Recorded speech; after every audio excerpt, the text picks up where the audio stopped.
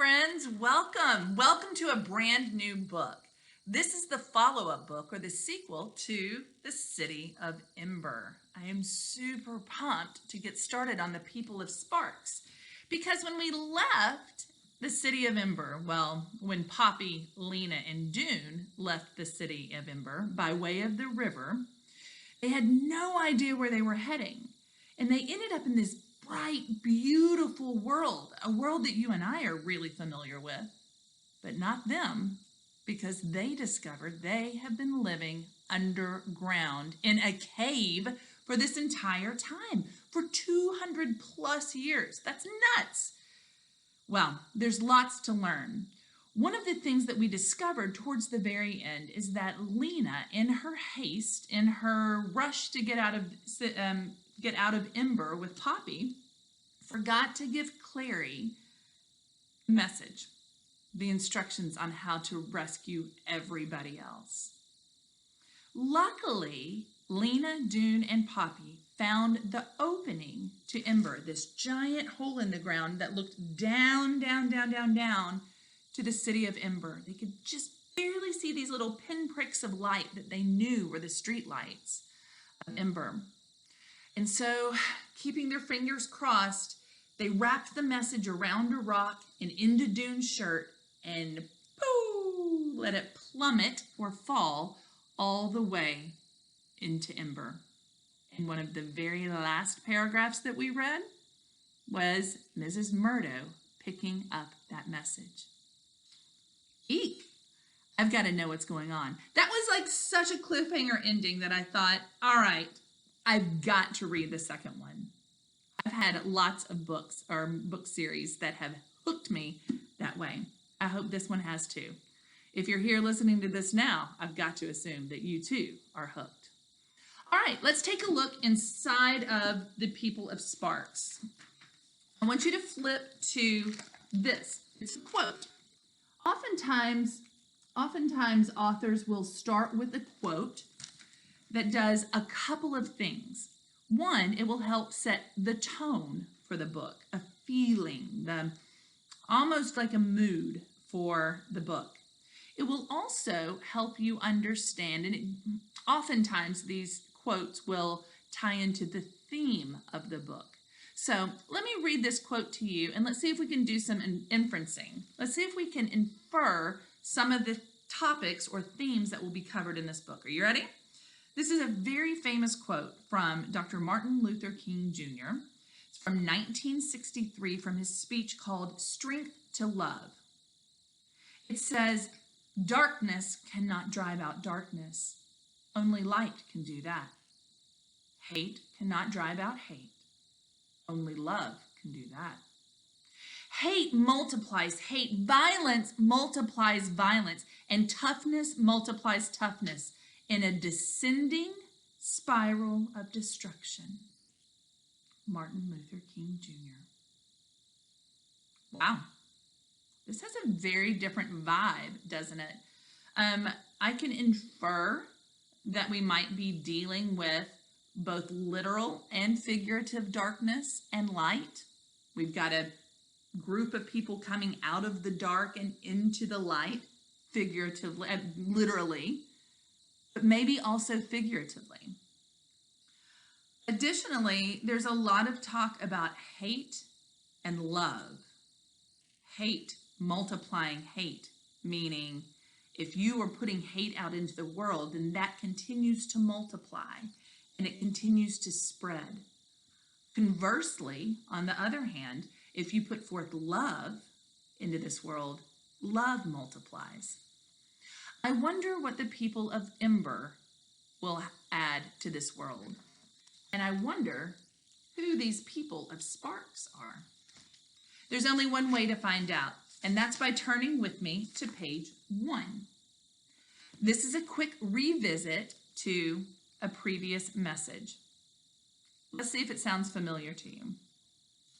"Dear people of Ember, we came down the river from the pipeworks and found the way to another place. Oh, it's green here and very big. Light comes from the sky. You must follow the instructions in this message and come on the river. Bring food with you. Come as quickly as you can. Lena Mayfleet and Dune Harrow.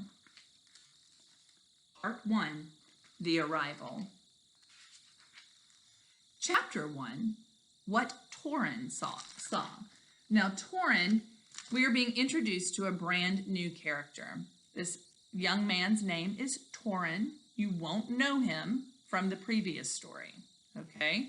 Sometimes this is a little confusing because we're expecting to hop right back in with the people of Ember, from the city of Ember, and that's not the case. We're meeting somebody brand new. And I know I can feel you right now saying, ugh, you talk too much, just read the book. That's background knowledge that I'm providing, and that will help deepen your comprehension. Thanks for being patient with me. And so now, without further ado, and without further eye-rolling from the audience, I give to you Chapter 1, What Toran Saw. Toran was out at the edge of the cabbage field that day, the day the people came. He was supposed to be fetching a couple of cabbages for Dr. Hester to use in the soup that night, but, as usual, he didn't see why he shouldn't have some fun while he was at it.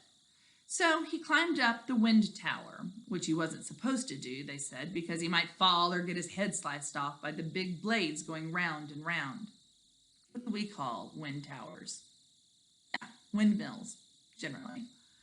The wind tower was four-sided, made of boards nailed one above the next like the rungs of the ladder.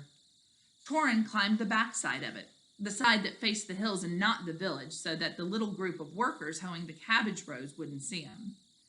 At the top, he turned around and sat on the flat place behind the blades, which turned slowly in the idle summer breeze. He had brought a pocket full of small stones up with him, planning on some target practice. He liked to try to hit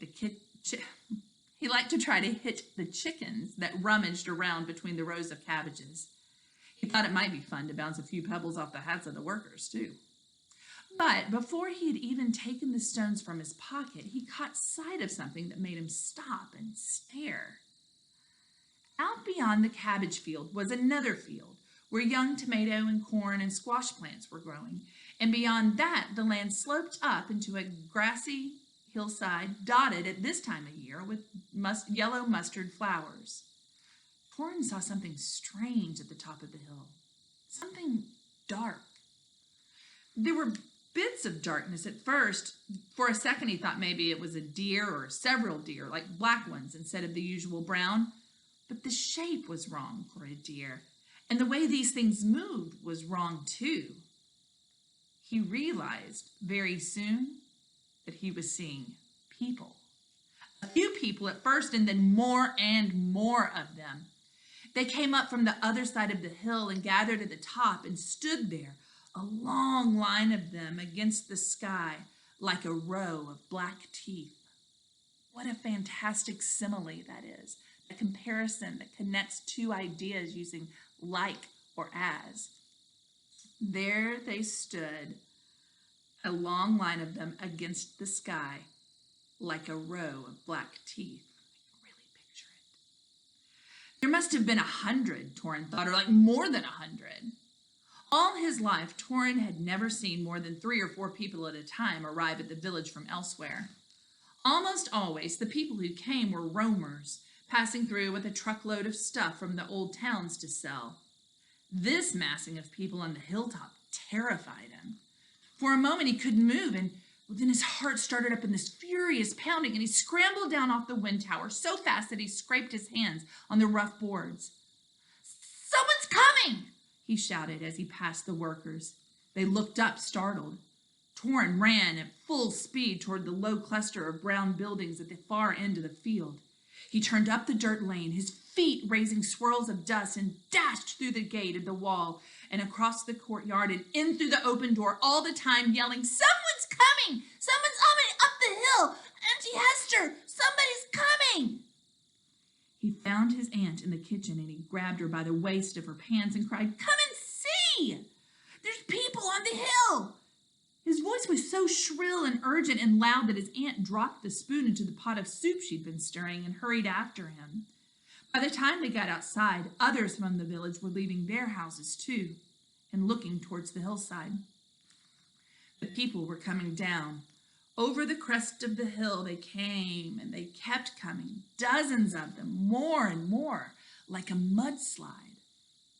The people of the village crowded into the street. "Get Mary Waters!" someone called. "Hey, where's Ben and Wilbur? Find them! Tell them to get out here!" Toran was less frightened now that he was surrounded by the townspeople. "I saw him first," he said to Hattie Carranza, who happened to be hurrying along next to him. "I was the one that told the news." "Yeah, is that right?" said Hattie. "Yeah, I won't let them do anything bad to us," said Toran. "Yeah, if they do, we'll do something worse to them, won't we?" But she just glanced down at him with a vague frown and didn't answer. The three village leaders, Mary Waters, Ben Barlow, and Wilmer Dent, had joined the crowd by now and were leading the way across the cabbage field.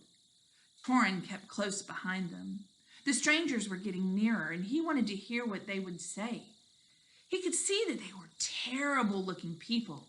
Their clothes were all wrong, like coats and sweaters, even though the weather was warm and not nice coats and sweaters, but like raggedy ones, patched and unraveling, faded and grimy.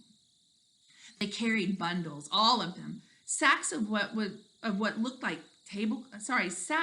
of what looked like tablecloths or blankets gathered up and tied with string around the neck. They moved clumsily and slowly. Some of them tripped on the uneven ground and had to be helped up by the others. In the center of the field, where the smell of new cabbages and fresh dirt and chicken manure was strong, those at the front of the crowd of strangers met the village leaders. Mary Waters stepped to the front, and the villagers crowded up behind her. Toran, being small, wriggled between people until he had a good view. He stared at the ragged people.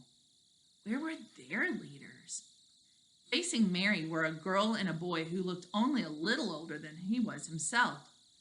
Next to them was a bald man, and next to him a sharp-eyed woman holding a small child. Maybe she was the leader. But when Mary stepped forward and said, "Who are you?" it was the boy who answered.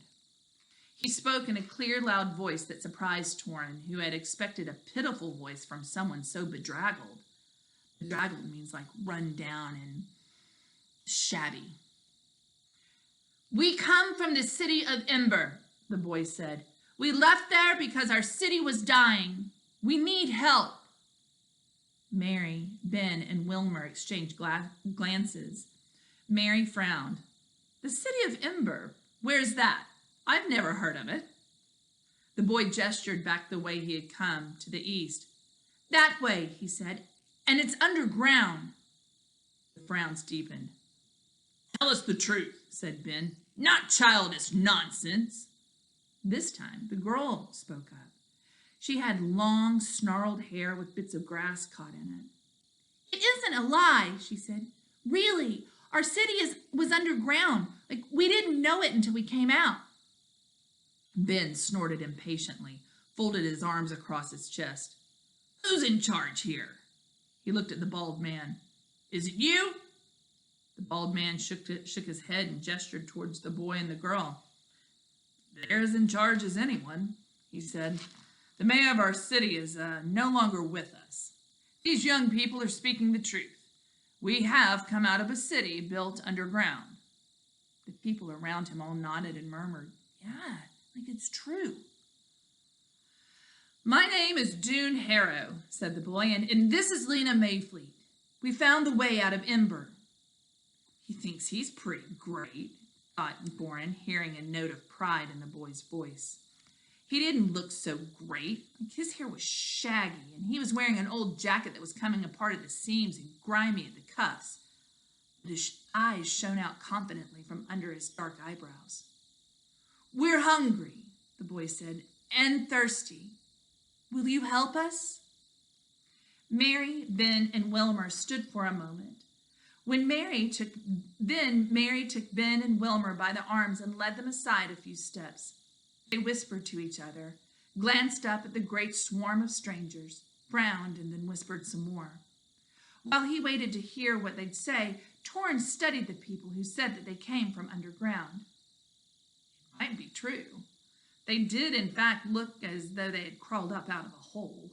Most of them were scrawny and pale, like the sprouts you see when you lift up a board that's been lying on the ground, feeble little things that have tried to grow in the dark. They huddled together, looking frightened. They looked exhausted, too. Most of them had sat down on the ground now, and some had their heads in the laps of others. The 3 village leaders turned again to the crowd of strangers. How many of you are there? Mary Waters asked. About 400, said the boy Dune. Mary's dark eyebrows jumped upward. 400? In Toran's whole village, there were only 322. Well, he swept his gaze out over the vast horde. A horde is a group of people, a giant group of people you would call a horde. Horde, horde. They filled half the cabbage field and were still coming over the hill like swarms of ants. The girl with the ratty hair stepped forward and raised her hand as if she were in school. Excuse me, Madam Mayor, the girl said. Toran snickered. Madam Mayor? Nobody called Mary Waters Madam Mayor. They just called her Mary. Madam Mayor, said the girl, my little sister is very sick. She pointed to the baby being held by the sharp-eyed woman. It did look sick. Its eyes were half closed and its mouth hung open. Some others of us are sick too, the girl went on, or hurt. Lottie Hoover tripped and hurt her ankle, and Nammy Proggs is exhausted from walking so far. She's nearly 80 years old. Is there a doctor in your town? Is there a place where sick people can lie down and be taken care of? Mary turned to Ben and Wilmer again, and they spoke to each other in low voices. Toran could catch only a few words of what they said. Too many. But who in kindness? Well, I'd maybe take a few in, but... Ben rubbed his beard and scowled. Wilmer kept glancing at the sick baby. After a few minutes, they nodded to each other. Mary said, all right, hoist me up. Means lift me up. Ben and Wilmer bent down and grasped Mary's legs. With a grunt, they lifted her so that she was high enough to see out over the crowd. She raised both of her arms and cried in a voice that came from the depths of her deep chest. People from Ember, welcome. We will do what we can to help you. Please, follow us. Ben and Wilmer set her down, and the 3 of them turned and walked out of the cabbage field and toward the road that entered the village. Led by the boy and the girl, the crowd of shabby people followed. Toran dashed ahead, ran down the lane, and got up onto the low wall that bordered his house. From there, he watched the people from the underground go by. They were strangely silent. Why weren't they like jabbering to each other? But they seemed too tired to speak, or too stupid. They stared at everything, wide-eyed and drop-jawed, as if they'd never seen a house before, or a tree, or a chicken. In fact, the chickens seemed to frighten them. They shrank back when they saw them, making startled sounds. It took a long time for the whole raggedy town to pass Toran's house, and when the last people had gone by, he jumped down off of the wall and followed them. They were being led, he knew, to the town center down by the river, where there would be water for them to drink. After that, what would happen? What would they eat? Where would they sleep? Not in my room, he thought. Well, that happened pretty quickly. The people of Ember have very quickly met the people of Sparks. It turns out that in the village of Sparks, there's not a mayor per se. There seem to be 3 town leaders. You've got Mary. You've got, what were those other fellows' names? You've got Mary. I just read it. How could I forget? Can you remember? You're probably sitting there saying, oh, that old lady can't remember anything. So Mary, Ben, and Wilbur are the town leaders. So they work together to run the village. It's quite different than what the people of Ember expected, right? They were used to one very greedy mayor. Now they've got this panel of people to work with. And now they are gathered in the village square. Very soon, we will see what happens next. Will you join me in chapter 2, please? I can't wait to see you over there. Let's do it now.